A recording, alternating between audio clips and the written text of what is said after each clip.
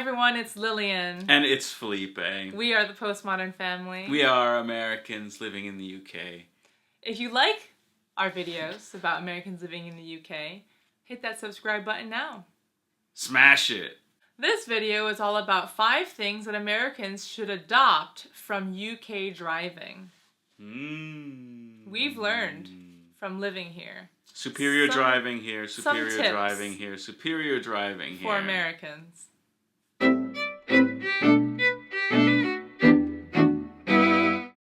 Number 1, using traffic lights at work zones. This is something that would be brilliant.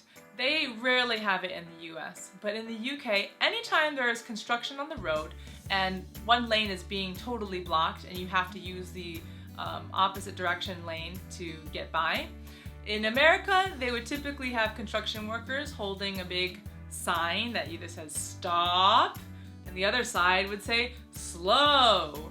But here in the UK, they have these temporary traffic lights that they set up, which are brilliant. They're great. So you don't have to worry about miscommunication with these workers. You can use those workers to do other things, and they don't have to be standing out there in heat and sun or rain.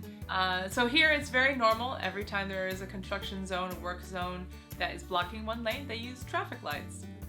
The second thing Americans should adopt, which is it here in Britain, are roundabouts. Now I know Americans are really scared about roundabouts because there's a lot of old people driving and a lot of young people driving, and the driving test doesn't really test that much, but roundabouts go a long way to improve traffic flow. And once you get it, you get it. It's pretty easy. Number 3, here in the UK, they write the road names on the ground, on the road. It's very, very useful and helpful when you're in a roundabout and you know you want to get onto the motorway.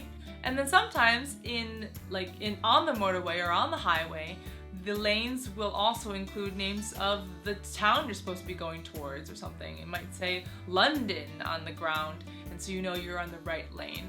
It's very useful when the sun is really bright. Sometimes, I don't know about you, but sometimes when I'm driving and it's like sunset hour and the sun is just like pouring in on your eyes this way, and you can't see the signs, the road signs above very easily because of the sunlight. It's so bright.